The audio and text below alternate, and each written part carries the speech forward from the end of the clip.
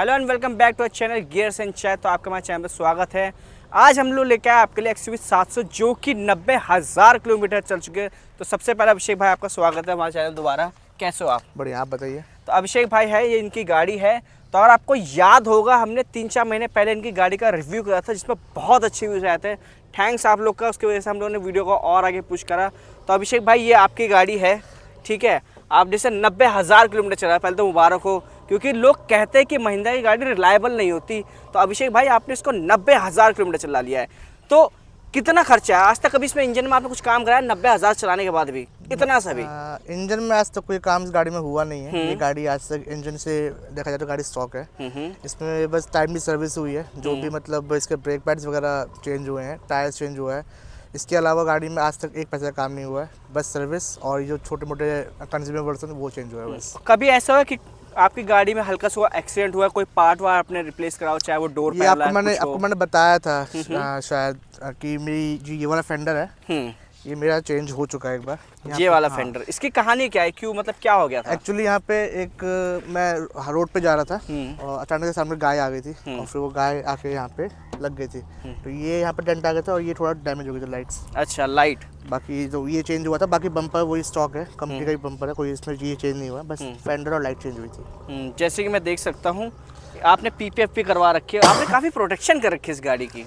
अब इतनी महंगी गाड़ी है तो प्रोटेक्शन करनी ही पड़ती है यार। तो मतलब आपने जब PPF कराया था तो कितना खर्चा आया था? आप बता सकते हो हमारे यूजर्स को, क्योंकि बहुत लोगों को पता नहीं है PPF के बारे में और ये बहुत ज़रूरी चीज़ होती है। जैसे कि अभिषेक भाई ने बताया कि इनका ये पूरा चेंज हुआ है, ये भी चेंज हुआ है, उसके बाद भी उन्होंने PPF कराया। इसका रीज़न ये होता है कि अगर कभी साइड से रगड़ती है गाड़ी तो आपका पेंट नहीं छूटता। जैसे कि अभी आप अगर देखेंगे भी ना तो यहाँ पे आपको थोड़े स्क्रैचेस दिखेंगे। हाँ, ये हमारी स्क्रैचेस है। लोकेशन जो घर के आसपास बच्चे हैं ये स्क्रैच मार देते हैं, बट इससे फ़ायदा ये है कि ये जो स्क्रैचेज है ना ये इस प्लास्टिक फिल्म के ऊपर है, गाड़ी के पेंट पे नहीं है। तो गाड़ी का पेंट कहीं ना कहीं सेफ रहता है। अगर मैं इसको प्लास्टिक निकाल दूँ, जैसे यहाँ से अगर निकल भी हल्का सा तो वापस ये नॉर्मल हो जाएगा। तो आपने कहाँ से करवाया है? ये फरीदाबाद में इनका आउटलेट है, डिटेलिंग हीरोज़ के नाम से, वहाँ से कराया मैंने। कितना खर्चा आया था इसमें? 60,000 का इन्होंने कोट किया था, बट मैंने थोड़ा नेगोशिएट किया, 55,000 के आसपास में हो गया था। और इसमें वारंटी वगैरह क्या देते हैं? 5 साल की वारंटी होती है, जिसमें 2 panel free of cost replace हो सकते हैं हर साल, जो कि मेरा हो चुका है, एक ये और एक ये। अच्छा, तो अब अगले साल कुछ करवाओगे अगर ऐसा कुछ होता भी है? लेकिन जैसा आप कह रहे हो कि गाय से लड़ा उसके बाद इसमें इतना मेजर डैमेज आ गया। खैर ये तो बहुत स्टॉक है, नहीं तो मेजर डैमेज समझ नहीं आया इतना तगड़ा कैसे आ गया कि आपको इसको चेंज कराने की जरूरत पड़ेगी। मेजर डैमेज नहीं आया था, हल्का सी डेंट था यहाँ पे, इधर की डेंट आ रखा था। बट मैंने जब गाड़ी इंश्योरेंस में दी तो उन्होंने बोला कि हम इसको फेंडर चेंज ही करेंगे, क्योंकि हेडलैम्प टूट गई थी। हेडलैम्प टूट गई तो वो चेंज कर ही रहे थे, तो उन्होंने बोला हम फेंडर करवा देंगे। मतलब कोई दिक्कत नहीं, फिर करा दो। तो ये फ्री ऑफ कॉस्ट होगा आपका? फाइल चार्ज जो लगता है वो कितना लगता है 2,000 रुपये लगता है, क्योंकि 2200 सीसी का इंजन है, थोड़ा बड़ा इंजन है, इसलिए 2,000 रुपये चार्ज लगता है इसका। चलो ये तो बात होगी। बाकी आपकी 90,000 चल चुकी है। तो अब आप मेरे को बताइए, जब लास्ट टाइम लोग आए थे 70,000 के आसपास चली थी, आपने सब कुछ बताया था, उसके बाद से आपने अभी इसमें कितना खर्चा करा? 20,000 किलोमीटर के ऊपर, क्योंकि 20,000 किलोमीटर के हिसाब से एक मेजर सर्विस तो बनती है, ठीक है? सर्विस तो देखो इसकी होती है, टाइम पे होती है। अभी वापस सर्विस पे जाने वाली, कल पर से वापस सर्विस पे जाएगी। अगर मैं बात करूँ लास्ट टाइम से अभी के बीच में, आपको मेन डिफरेंस जो वो टायर का दिखेगा। लास्ट टाइम इसमें स्टॉक टायर्स थे, उस समय गाड़ी 70 के आसपास चली हुई थी, तो 90,000 के आसपास मैंने उसका टायर बदलवाया है। गुडियर के लगवाया आपने टायर? तो ये टायर कितने के पड़े आपको? ये मुझे चारों टायर पड़े 41,000 के समथिंग पड़े। अच्छा, जैसे बहुत लोग कहते हैं MRF के टायर अच्छे होते हैं, ब्रिस्टोल के टायर अच्छे होते हैं, ठीक है, तो आपका क्या कहना है इसके ऊपर? जैसे आप अपनी सियाज में ब्रिस्टोन डलवाते हो। देखो MRF के टायर्स तो मतलब कोई नहीं बोलता अच्छे होते हैं, क्योंकि MRF के टायर में वारंटी कम रहती है, ठीक है, कटने फटने की वारंटी नहीं होती। अच्छा। बट ब्रिस्टोन के टायर्स हाँ मैं मानता हूँ बेस्ट होते हैं, पर वो थोड़ा एक्सपेंसिव भी होते हैं। वो मुझे 60,000 के आसपास पड़े थे इस गाड़ी के लिए, जो कि मुझे कहीं ना कहीं वर्थ इट नहीं लगा। आप 25 लाख की आपकी गाड़ी है, तो आपने 20,000 रुपये के लिए आपने ये टायर की लगवाई, इसका रीज़न? इसका रीज़न ये है कि मुझे वारंटी अच्छी मिली थी। अच्छा, कितनी वारंटी दे रही है? मुझे 3 साल की वारंटी दे रहे हैं। वाह, तो और और बहुत बढ़िया है। 60% खींचने तक की वारंटी रहती है, तो इतना चल जाता है, कोई दिक्कत आती नहीं। और टायर होते हैं, टायर होते हैं, ये तो वियर एंड टियर वाली चीज़ है, चलाओगे तो भी घिसेंगे, खड़े भी तब भी। ब्रिस्टोन वाले भी घिसेंगे, ये भी घिसेंगे, ऑलमोस्ट सेम ही रहते हैं। और खैर मेरे डीलर ने भी रिकमेंड किया कि ये टायर लगवा लो। अच्छे, तो फिर से मैंने ये लगवा लिया। चलो अभिषेक भाई, आप बहुत ज़्यादा घूमते रहते हो, आप अक्सर बनारस चक्कर लगाते हो, पंडाला भी घूमने जाते हो, वहाँ गाड़ी खूब चलाते हो बढ़िया से, तो इसमें सस्पेंशन नॉइस वगैरह ऐसा कुछ कोई दिक्कत अभी तक तो नहीं आई है, बट मुझे लगता है कि ये जल्दी इसका काम भी आने वाला है, क्योंकि गाड़ी जब 1 लाख के आसपास हो जाती है ना, तो सस्पेंशन हो गया और आपके जो भी रबर के पार्ट्स हैं ये सब घिसना चालू हो जाते हैं, आपको चेंज कराना ही पड़ता है। बट अभी तक एज ऑफ नाउ कोई आवाज़ नहीं है गाड़ी में, रैटलिंग नॉइज़ भी नहीं इंटीरियर में। गाड़ी जैसे पहले दिन चल रही थी वैसे आज भी चल रही है। तो अभी जैसे आप सर्विस पे करवा गए होगे पिछले महीने या 1-2 महीने पहले आपने करवाया होगा, तो उन्होंने सजेस्ट नहीं करा इसको चेंज कराने के लिए? इन्होंने अभी मुझे सजेस्ट किया कि इसका ब्रेक डिस्क जो है वो घिस गई है। अच्छा, दोबारा घिस गई? मतलब ब्रेक पैड तो घिसी जाता है, इस बार डिस्क भी मतलब अभी जल्दी करवाया था ना आपने? इस बार डिस्क भी घिस गई है। जो इसका अच्छा। मेन डिस्क है वो भी घिस गया, तो उन्होंने कहा कि डिस्क चेंज करा लो। तो जैसा आप देख सकते हो काफ़ी ज़्यादा घिस चुके हैं, काफ़ी ज़्यादा गैप है। हाँ, बट उन्होंने मुझे ये बोला कि जब तक आपके मतलब आपको ऐसे कोई नॉइज़ नहीं आ रही है या अंदर कोई क्लस्टर में वार्निंग नहीं आ रही है, तब तक ऐसे चला लो, क्योंकि इसमें खर्चा थोड़ा मेजर है। कितना खर्चा बताया उन्होंने? उन्होंने मुझे बताया लगभग 30-35 हज़ार के आसपास, चारों ब्रेक पैड और चारों डिस्क का। अच्छा, तो ये थोड़ा मेजर खर्चा आने वाला है। तो अभिषेक भाई, जैसे आपने बताया था कि जो ब्रेक पैड्स होते हैं वो 8-9 हज़ार रुपये के आपको बाहर से मिल जाते हैं, मिल जाता है। महिंद्रा के ऑफिशियल। आप जब महिंद्रा से लगाते हो तो कितना खर्चा मांगते हैं? मुझे 16-17 हज़ार कम से कम पड़ता है। 16-17 हज़ार रुपये आपको पड़ता है। तो ऐसा नहीं हो सकता आप इसको बाहर से करवा लो, आपके पैसे बच जाएंगे? करवा सकते हैं बाहर से, पर दिक्कत क्या है ना, जिसके रियर वाले ब्रेक शू हैं ये खुलते नहीं है मैनुअली। खुलते मतलब क्या? इसका मतलब इसके क्या अंदर है? कोई लॉक लगा होता है, वो लॉक आपको लैपटॉप से ही खोलना पड़ेगा। वो जब ECU कनेक्ट करेंगे गाड़ी का, फिर उस लैपटॉप से कमांड देंगे तब वो अनलॉक होगा। उसके बाद ही वो ब्रेक पैड बाहर निकलते हैं। अच्छा, तो उसके लिए फिर या तो आप कोई बाहर से कोई जुगाड़ करते हैं, बैटरी वैटरी से खोलते हैं, तो वो मुझे डर लगता है कि मान लो कहीं दिक्कत ही आ जाए बैटरी। हाँ खैर इलेक्ट्रॉनिक चीज़ है, ज़्यादा कंपनी कोई फिर दिक्कत आ जाए, वारंटी क्लेम करने मैं में 10 दिक्कत हज़ार देती है। चक्कर में जाऊँ, फिर मेरे को कभी पता चले 50 हज़ार खर्चे बैठ जाए, तो उससे बढ़िया मैं कराता ही नहीं कि ठीक है जो हो रहा है होने दो। क्योंकि मैंने देखा था ना बदरपुर बॉर्डर पे एक ऐसी XUV खड़ी थी, तो किसी बाहर मैकेनिक से करवाया था, तो मैं ये सोचा था कि हो सकता है नहीं, इससे करने वाले धोखा करते हैं, बाहर भी करते हैं, मैं ये नहीं बोलूँगा नहीं करते हैं, होगा। बट मुझे जैसे ट्रस्ट नहीं है, क्योंकि यार गाड़ी महंगी है, गाड़ी थोड़ी सेंसिटिव है, इलेक्ट्रॉनिक चीज़ जो सेंसिटिव होती है। हल आप बैटरी लगा रहे हो डायरेक्टली, जाहिर सी बात है सेंसर पे इफेक्ट आएगा। अगर ज़्यादा से भी करंट स्पाइक गलती से भी हो गया तो आपका सेंसर जो है वो ख़राब हो सकता है। अगर वो ख़राब हो गया तो प्राइमरी सेंसर कितने का आएगा? सही बात और है। महिंद्रा है, ठीक है, ये भी नहीं पता कि कितनी जल्दी मिलेगा। एग्जैक्टली, क्योंकि मारुति में क्या होता है, हम तो MSG पे जाकर कोई भी पार्ट ले कोई भी सकते पार्ट हैं, ले सकते हैं, इसमें मिलता ही नहीं, इसमें मिलता नहीं है। तो ये भी एक प्रॉब्लम ये हो भी पाता है। प्रॉब्लम, बस वही चीज़। और बाकी आपका ये अभी तक टूटा हुआ है, आपने इसको चेंज क्यों नहीं कराया? इसको तो चेंज करवा लो अब आप। इसको चेंज ना करने का रीज़न ये है कि पैसे लगे हैं, 8,000 रुपये लगाए इस पे।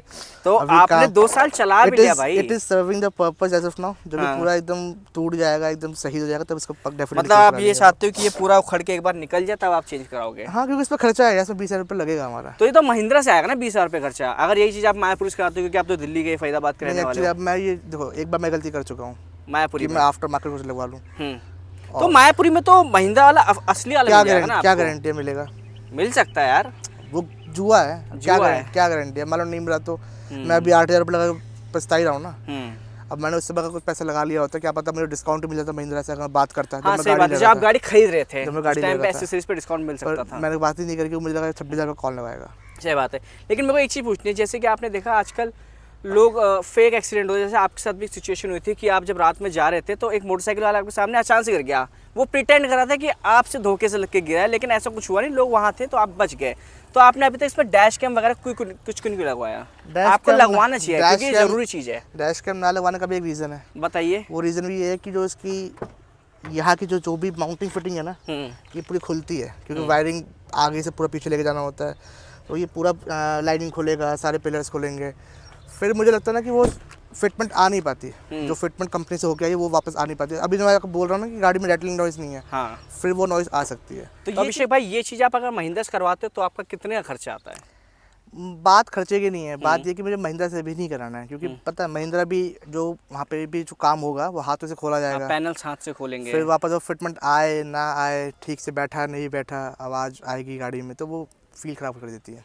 लेकिन एक्चुअली में सिक्योरिटी पर्पस के तो एक जरूरी चीज़ है ना। अगर देखो, देखा जाए आप बच गए थे, आपकी किस्मत अच्छी थी, लेकिन दूसरे लोग जो हो उनके लिए आज की डेट में देखो, जैसे मैं बताऊँ, ये चीज़ मैंडेटरी कर देनी चाहिए। जैसे हुंडई है अपने एक्स्ट्रा में देती है, लगा के देती है वेब कैम, तो वैसे अब महिंद्रा को, टाटा को, सुजुकी को, सबको देना चाहिए। और अगर ना भी लगा वेबकैम, एटलीस्ट वायरिंग करके दे दे, वायरिंग करके दे दे कि अगला बंदा बाहर से लगवा ले। अब इन्होंने ये चीज़ की है, अब इन्होंने ये चीज़ की है। अच्छा, नया वाला मॉडल में। हाँ, अब जिनकी XUV9 है, BA6 है, उसमें जो IRVM है उसके पीछे USB का वो दे रखा है, अच्छा, पोर्ट दे रखा है, तो अपना वहाँ पे वेबकैम लगाई, वहीं से USB से कनेक्ट कर लो डायरेक्ट, तो आपको ये जो खुलता है पूरा पहले, ये खुलेगा नहीं। तो जैसे कि मुझे फील नहीं आता, एक बार गाड़ी खुल के फिर फील नहीं आती, इसलिए मैं नहीं कर रहा हूं बेसिकली। बाकी मैं अपने व्यूअर से कहना चाहता हूँ, जिनके पास भी गाड़ी है, जो गाड़ी ओन करते हैं, उनसे मेरा यही रिक्वेस्ट है कि आप डैश कैम जरूर लगवाएं, क्योंकि ये स्कैम बहुत ज़्यादा चल रहा है। बहुत सारे ऐसे रैंडम लोग होते हैं, अचानक से गाड़ी सामने गिरने की एक्टिंग करते हैं और फिर ऐसे क्लेम करते हैं कि आपकी वजह से वो गिरे, फिर वो पैसे की डिमांड करता है XYZ। इनका ग्रुप भी होता है। खैर अभिषेक भाई की किस्मत काफ़ी अच्छी थी, वो अकेला था और हमारे पीछे भी एक और गाड़ी थी जिसने देख लिया था कि हमारी तरफ से कोई गलती नहीं थी। तो अभिषेक भाई, तो ये तो हो गया हमारा टोटल एक्सटीरियर का, जो भी हमने सब कुछ बात करा।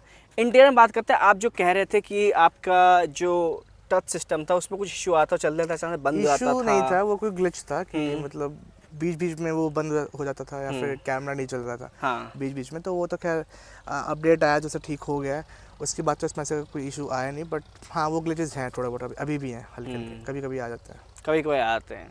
तो महिंद्रा खैर इसको सुधार देगा अपने सॉफ्टवेयर अपडेट में। अब वो देखो अलग चीज़ है यार, पता नहीं। देखो मैं बताऊँ, गाड़ी बहुत अच्छी है, गाड़ी एकदम परफेक्ट है, पर कुछ कुछ चीज़ें इसमें ऐसे लगती है कि नहीं होनी चाहिए थी। एज अ ओनर आप ज़्यादा बेहतर बता सकते हो कि कौन कौन चीज़ नहीं होनी चाहिए, तो मैं आपसे एक्सपेक्ट करता हूँ आप सारी चीज़ें वो बताइए। पहला तो यही जो आपको मैं बताऊँ, सॉफ्टवेयर जो ग्लिचेस है ये नहीं होना चाहिए। मतलब इतनी महंगी गाड़ी में आप ये एक्सपेक्ट नहीं करोगे ना कि यार ऐसी छोटी मोटी चीज़ें आएंगी कि आपका मतलब कैमरा नहीं चल रहा है, आपका कैमरा में लैग आ रहा है, ये सब चीज़ें आप एक्सपेक्ट नहीं कर सकते इतनी महंगी गाड़ी के अंदर। दूसरी चीज़ जो मुझे बेकार लगती है इस गाड़ी की है कि देखो ये डोर हैंडल्स बहुत अच्छे हैं, मतलब कोई दिक्कत वाली बात नहीं है, पर कब तक अच्छा ये नहीं पता, क्योंकि एग्जैक्टली ये पूरे मोटर्स पे टिके हुए हैं। मुझे नहीं पता कि मोटर कब ख़राब हो जाए। अभी गाड़ी वारंटी में, मुझे पीस ऑफ माइंड है। मान लो मेरी कल को मेरी वारंटी एक्सपायर होगी ही होगी, ठीक है, 70,000 किलोमीटर के बाद मेरी वारंटी एक्सपायर हो जाएगी, क्योंकि मैंने भी एक्सटेंडेड वारंटी ले रखी है। तो अगर मान लो इसके बाद ये मोटर ख़राब होती है तो मुझे नहीं पता कितनी ये पड़ेगी है, और ये बहुत ज़रूरी पार्ट हो जाएगा क्योंकि इसके बिना तो गेट ही नहीं खुलेगा ना। सही बात है। हाँ भाई, जैसे आप कह रहे हो कि हाँ इसमें दिक्कत आ सकती है आउट ऑफ वारंटी, क्योंकि मारुति में क्या होता है स्पेयर पार्ट मिल जाता है, हमें पता है कि एग्जैक्टली मारुति में होता क्या है ना, मारुति में जो डोर हैंडल होता है ना, वो एक प्लास्टिक का पीस होता है। बस कितने रुपए का होगा? मुश्किल से 15, 20, 30 रुपये मान लो, ठीक है। और अगर आप कंपनी से भी लगवा रहे हो तो 400-500 रुपये से ऊपर चीज़ नहीं है। ये भी प्लास्टिक का एक पीस है, बट इसके अंदर जो सर्वो मोटर लगी हुई है उसकी कोई लाइफ तो होगी। एग्जैक्टली। वो ये तो नहीं कि चले जा रहे या कुछ होगा नहीं। मुझे वो थोड़ा टेंशन देता है कि तो इसमें सर्वो मोटर है। सर्वो मोटर होती है इसके अंदर। तो सर्वो मोटर जहाँ तक मेरे को याद है, हमने एक प्रोजेक्ट बनाया था रोबोट वाला, तो शायद 60 रुपये की शायद वो मोटर पड़ी थी हमें। नहीं, पर इसके अंदर थोड़ी क्वालिटी वाली होती है ना। क्वालिटी वाली 100 रुपये की होगी ज़्यादा। जो भी हो, अब वही बात है ना, किसी को पता नहीं है, हो सकता है कंपनी इस चीज़ को बनाने का 1000 रुपये ले ले और ऊपर से लेबर पैसा चार्ज होता है R&D का, पैसा होता है R&D का। एक बार R&D होती है, एक बार R&D होती है। जैसे आपको बता रहा हूँ, अगर आप बात करें तो थोड़ी महंगी गाड़ियों में अगर आप बात करेंगे तो लैम्बोर्गिनी उरुस आती है, 5 करोड़ की गाड़ी है। 5 करोड़ की सेम गाड़ी आपको मिल जाएगी ऑडी की ब्रांड के साथ, RS Q8, वो आपकी 3-3.5 करोड़ की है बराबर। वो जो 2 करोड़ बच रहा है ना, मतलब इंजन भी सेम है, बॉडी भी ऑलमोस्ट सेम है, गाड़ी के फीचर्स भी ऑलमोस्ट सेम है, तो मुझे 2 करोड़ बच रहा है, वो R&D का पैसा बच रहा है। हाँ, क्योंकि उन्होंने नहीं करी। R&D तो लैम्बोर्गिनी नहीं करी थी, ऑडी ने ने की नहीं थी, तो वही चीज़, तो मेन पैसा R&D का होता है। जब महिंद्रा ने इस गाड़ी को डिज़ाइन किया होगा तो उन्होंने जो पैसा लगाया है इसके डिजाइनिंग में, इसके R&D में, उसका पैसा महिंद्रा। तो ये चीज़ ऐसा नहीं ना कि महिंद्रा पहली बार लेके, तो और भी कंपनी लेके आती है, रेंज रोवर उसमें भी आते थे। पर रेंज रोवर में ऐसा नहीं आता ना। वो कैसा होता है? रेंज रोवर ऐसे पूरा बाहर निकलता है, पूरा ऐसे बाहर निकलता है उसका, ये थोड़ा साइड से बाहर निकला। अगर टाटा की गाड़ी भी देखेंगे तो उसमें भी आपको मोटराइज नहीं मिलता, आपको पुश करके निकालना पड़ता है। तो ये थोड़ा कन्वीनियंट भी है, पर कन्वीनियंट है तो कहीं ना कहीं इसमें दिक्कतें भी आगे चल के आ सकती है, जाहिर सी बात है। ये वियर एंड टियर वाली चीज़ है, एक चीज़ की हेल्थ भी होती है, इलेक्ट्रॉनिक चीज़, कोई ना हेल्प होगी, ये तो है नहीं कि चलेगा, बस वो दिक्कत है। सही बात। बाकी मुझे लगता है कि इस गाड़ी में आपको इलेक्ट्रॉनिक टेलगेट मिलना चाहिए था। इलेक्ट्रॉनिक टेलगेट सही में मिलना चाहिए, क्योंकि इतनी महंगी गाड़ी है, इसको दबाने के बाद इसको ऐसे पूरा खींचना पड़ रहा है। ठीक है, तो ये यहाँ पे मिलना चाहिए था, पर ये भी यहाँ पे नहीं दिया गया, तो ठीक है, कोई ऐसा कोई दिक्कत वाली बात नहीं है, हम काम चला ही रहे हैं, दुनिया काम चला ही रही है। स्पेस काफ़ी अच्छा है, ये अच्छा है इस गाड़ी का, बढ़िया है। हाँ, जैसे आप कह रहे हो ना कि आपने 27 लाख रुपए लगाए हैं, तो इस हिसाब से होना चाहिए इसमें इलेक्ट्रॉनिक, जाहिर सी बात तो होना चाहिए। जब इतनी बड़ी गाड़ी, अगर आप महिंद्रा की बात करो, महिंद्रा के पास इससे बड़ी गाड़ी है नहीं, अब है, ऑल्ट्रस थी पहले, अब तो XCV9 भी है। हाँ भाई, वो तो इलेक्ट्रॉनिक होगी ना, लेकिन आज भी अगर डीजल की बात करें, हाँ, तो इससे बड़ी गाड़ी नहीं है। असली गाड़ी तो वही है ना भाई, जो गैस में मजा आता है। आप इलेक्ट्रॉनिक ले लोगे, मुझे पता है आप सेटिस्फाइड होगे, लेकिन जो चलाने में इसको मजा आएगा, उसको नहीं आएगा आपको। पर मैं बताऊँ, आजकल जो चीज़ें हो रही है ना, EV ही लेना ज़्यादा बेटर है, हाँ। क्योंकि हमारी गवर्नमेंट को कुछ नहीं पता, कोई से रूल कभी बना लेती है। जैसे अभी E20 वाला जो नियम आ रखा है, हाँ, गाड़ियों में दिक्कतें आ रही हैं, आएंगी आगे चल के, तो उसमें भी आपको कॉम्पनसेशन मिलने वाला नहीं है, गवर्नमेंट के थ्रू भी नहीं मिलेगा, ना मैन्युफैक्चर देगा, तो इससे बढ़िया EV लो। तो अभिषेक भाई, जैसे बहुत सारी कार मैन्युफैक्चरर कहती है कि आप इसमें E10 से लेके E15 तक का आप यूज़ कर सकते हो, उसमें 15% इथेनॉल चाहिए, उससे ऊपर आप करोगे तो आप वारंटी भी क्लेम नहीं कर सकते। कंपनी पीछे हट रही है इस चीज़ को लेकर, गवर्नमेंट 20 को लेकर आ रही है, अब आपको मजबूरन E20 डलवाना पड़ेगा जिसकी पेट्रोल गाड़ी होगी। तो इसके बारे में आप क्या कहना चाहते हो, आम आदमी कैसे झेलेगा? इसके बारे में यही कहना चाहूँगा कि यहाँ पे हमको लूटा जा रहा है, कोई बात नहीं है। क्योंकि टेक्निकली अगर कोई बंदा आज पेट्रोल गाड़ी ले रहा है 2025 में और उसमें लिखा हुआ है कि 15% तक इथेनॉल अलाउ है, उसके ऊपर अलाउ नहीं है, आपकी वारंटी क्लेम नहीं होगी, और जो कि 20% डल भी रहा है, तो उसमें गवर्नमेंट कुछ कंपनसेट भी नहीं कर रही। पेट्रोल आज भी उतना महंगा हो रखा है हमारा, तो गवर्नमेंट को कुछ इनिशिएटिव लेना चाहिए ना आम आदमी के लिए। बात एक्चुअली वो नहीं है, बात एक्चुअली ये है कि 2023 में इन्होंने पहली बार बोला था जो भी ऑटो मैन्युफैक्चरर्स हैं कि आपको आप जो भी आपको इंजन बनाने, पेट्रोल इंजन बनाने हैं, वो E20 कंप्लाइंट होने चाहिए। 2023 में नियम आ चुका था, तो अगर आपने ये गाड़ी 2023 में, 24 में, 25 में खरीदी, आप सेफ हैं, आपको कोई दिक्कत नहीं आने वाली।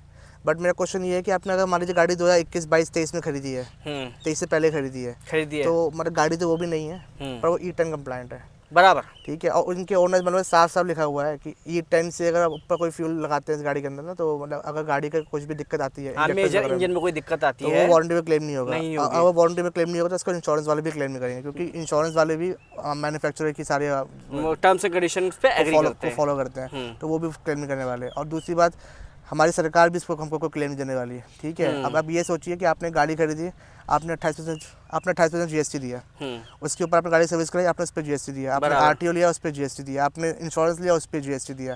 आप इसके बाद आपकी गाड़ी ख़राब हो गई, आपने इंजेक्टर मॉडल चेंज करा लिया, चलो ठीक है, एक बार मैंने चेंज करा लिया भाई, चलो ख़राब हो, मैंने चेंज, भाई मैं बड़ा पसंद करता हूँ अपने एनवायरनमेंट से, मैंने चेंज करा लिया। क्या गारंटी है कि वो जो मैंने पार्ट चेंज कराया वो लंबा चलेगा? सही बात है, क्योंकि वो वापस खराब होगा, वापस वो खराब होगा, क्योंकि पेट्रोल तो वही यूज हो रहा है ना, पेट्रोल तो वही यूज हो रहा है ना। हाँ। अब इसमें देखो इम्प्लीमेंटेशन देखो होगा, E20 का इम्प्लीमेंटेशन होना है, आगे भी होगा, ठीक है। आगे चल के E30 भी आ सकता है, अभी E20 है, अभी E30 भी आ सकता है। आप ये सोचो कि अगर आपने आज एक पेट्रोल गाड़ी खरीदी है, मैं एग्जांपल दे रहा हूँ, जैसे हमारे दोस्त गुप्ता जी ने पेट्रोल लिया, आपने यही गाड़ी खरीदी पेट्रोल में, ठीक है, फिर मैंने ये गाड़ी पेट्रोल में खरीदी होती है, 2023 में खरीदी थी, 23 में, ठीक है। तो मेरे पास ये गाड़ी BS 6.2 है, ये E20 कंप्लाइंट है, no issues as of now.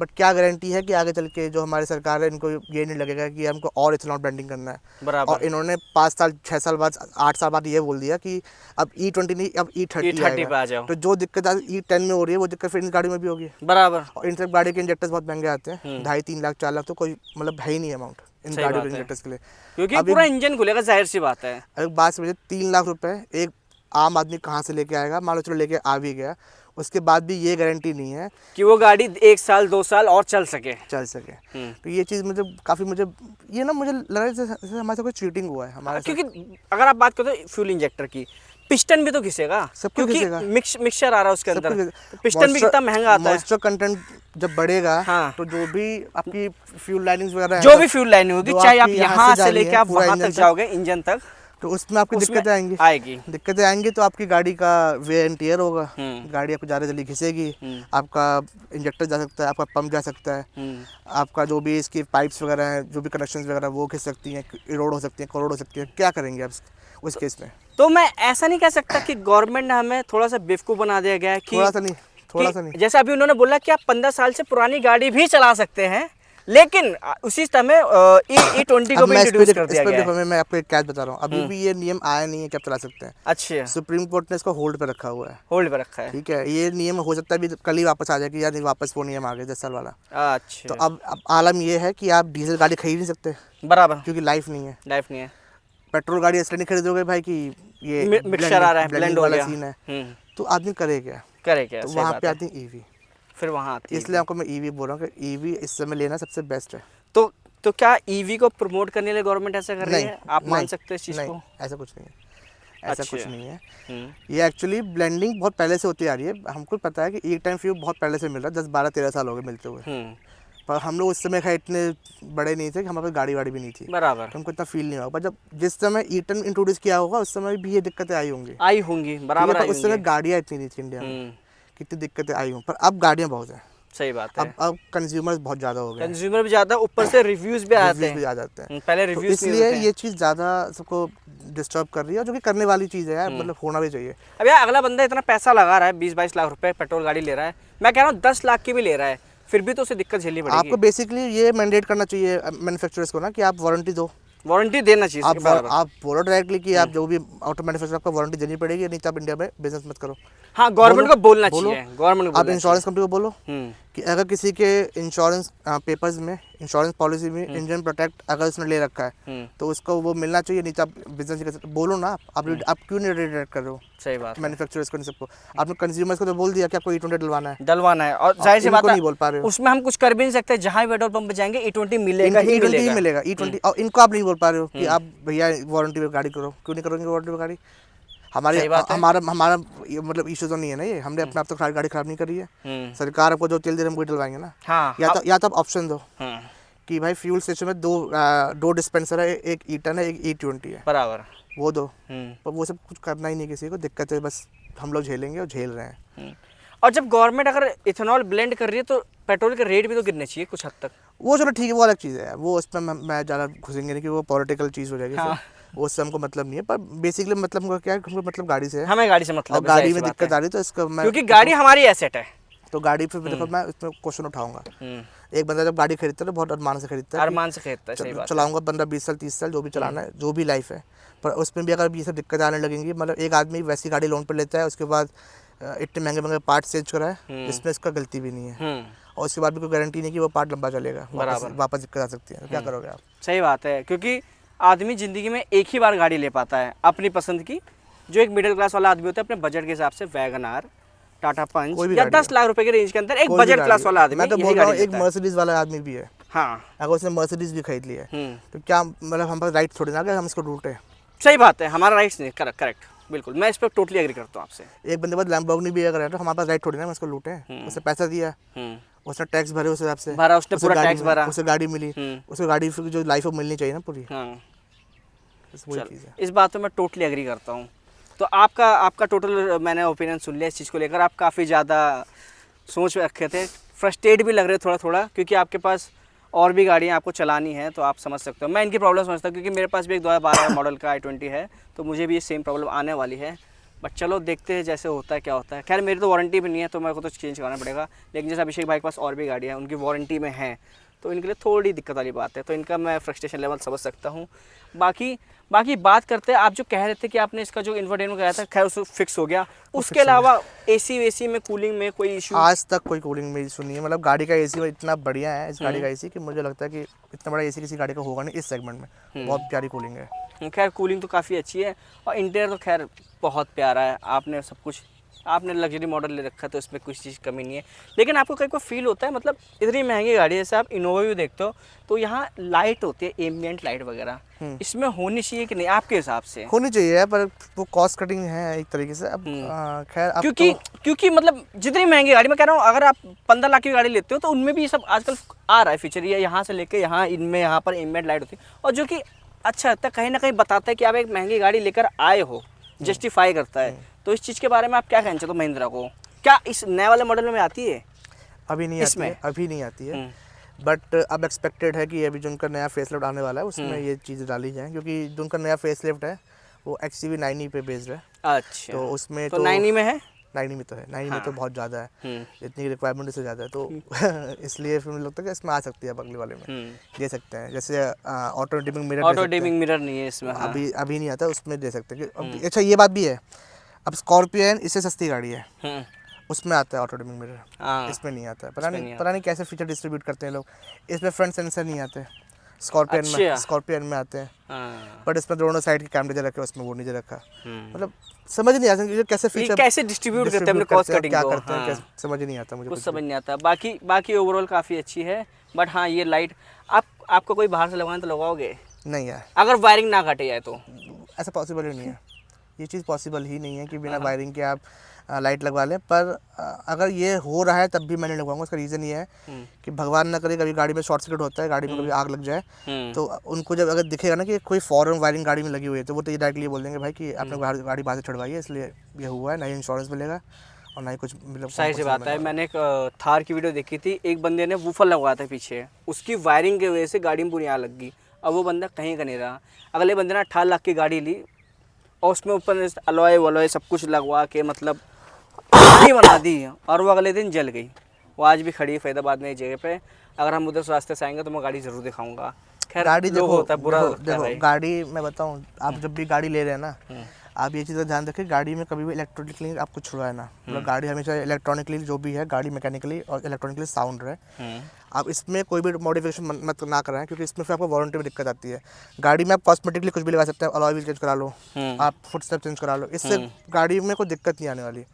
पर अगर आप लाइट चेंज करा रहे हैं, आप स्पीकर चेंज करा रहे हैं, आप लाइट लगवा रहे हैं बाहर से, तो आपकी गाड़ी में कहीं ना कहीं दिक्कतें आ सकती हैं आगे चल के, क्योंकि जो इनकी वायर की क्वालिटी होती है वो बहुत अच्छी क्वालिटी होती है, वो टेस्टेड होती है। ये काफ़ी R&D करते हैं, बट जो चाइनीज़ पार्टी लगा रही है उसमें इसका कोई भरोसा वो तो जस्ट एक वायर होती है, उसका इंसुलेशन पता नहीं कैसा होता है, क्योंकि हीट होती है, क्योंकि जाहिर सी बात है ना, बैटरी करंट और डीसी करंट हमेशा हीट करेगा। अभी बात समझिए, मान लीजिए मैं कहीं गाड़ी लेकर लंबा निकला हूँ, अब मुझे पता है कि गाड़ी स्टॉक है, तो मेरी गाड़ी में कोई दिक्कत नहीं है कि भले मैं लाइट कितने भी देर चला लूँ या मैं स्पीकर कितने भी देर चला लूँ, बराबर, भले कितना भी हीट हो, पर चलेगा नहीं, पर उसमें दिक्कत नहीं, उसमें दिक्कत आ सकती है। उसमें ये भी हो सकता है कि आपका फ्यूज़ में भी इश्यूज आते हैं, करेक्ट, क्योंकि लोड पड़ता है, जो आपकी जो इसमें करंट रेटिंग है उससे अगर ज़्यादा करंट पास हो तो फ्यूज़ भी आपका ख़राब हो सकता है। अगर फ्यूज़ ख़राब हो गया, फिर आपका हो सकता है कि कोई इलेक्ट्रॉनिक आपका कंपोनेंट फेल हो जाए, काम ही ना करे, हो सकता है आपका एयरबैग सेंसर काम ना करे, भगवान ना करे, कुछ भी हो सकता है, क्योंकि जाहिर सी बात है गाड़ी चल रही है, अचानक से कोई भी इलेक्ट्रॉनिक फंक्शन बंद हो जाता है, कुछ भी हो सकता है, आपका स्टीयरिंग काम करना बंद कर सकता है, क्योंकि ये भी आजकल इलेक्ट्रॉनिक्स है, इलेक्ट्रॉनिक स्टीयरिंग है, आपका एयरबैग है, आपके सीट्स इलेक्ट्रॉनिक आ गई हैं, सब कुछ आपको पता ब्रेक्स, हाँ ब्रेक्स आपने जैसे बताइए इलेक्ट्रॉनिक्स वाले हैं, ये खुलेंगे ही नहीं। तो मान लीजिए इसके हैंड ब्रेक इलेक्ट्रॉनिक है, मान लीजिए आपका फ्यूज खराब हुआ और हैंड ब्रेक एंगेज हो गई, ऑटोमेटिक एंगेज होगी, क्या करेंगे फिर आप? सही बात है, तो ये सब करानी है बाहर से। बहुत अच्छी बात कही। तो अभिषेक भाई बहुत बहुत शुक्रिया, आपने इतना सारा डिस्कस करा और आपने एक काफ़ी अच्छे मुद्दे के ऊपर ही बात करी जो कि E20 से लेकर थी, और मैं इसके लिए काफ़ी आपको अप्रिशिएट करता हूँ। जिन यूज़रों को नहीं पता था और जिन व्यूअर्स को नहीं पता था, एटलीस्ट उनको डाउट क्लियर होगा, क्योंकि मैं एज अ यूट्यूबर मैं तो रिव्यू करने वाला हूँ, लेकिन आप एज अ कस्टमर देखोगे इस वीडियो को और ये एज अ कस्टमर बता रहे हैं, तो जाहिर सी बात है आपको ज़्यादा अच्छे से क्लियर समझ में आया होगा। तो अभिषेक भाई बहुत बहुत शुक्रिया, हमारे चैनल पर दोबारा आए हो। खैर अभिषेक भाई हमारा पार्टनर भी है, ठीक है, आपने गाड़ी बताया और आपने काफ़ी अच्छा मुद्दे पे बात करी E20 को लेकर। और गाइस अभिषेक भाई ने एक वीडियो बनाई है E20 के ऊपर, तो हमारे चैनल पर जाकर चेक कर सकते हो। उसमें अभिषेक भाई ना काफ़ी अच्छे से बेसिक डिटेलिंग से बता रखा है उन्होंने कि कैसे कैसे और वो वीडियो का जो मेन प्लस पॉइंट है, वो वीडियो का प्लस पॉइंट ये है कि वो वीडियो जो है वो स्क्रिप्टेड नहीं है, वो काफ़ी रॉ वीडियो है, 1-on-1 कन्वर्सेशन इस वीडियो में हुआ, तो आपको वो वीडियो पसंद आएगी अगर आप E20 को जानना चाहते हैं अच्छे से, तो जाहिर सी बात है।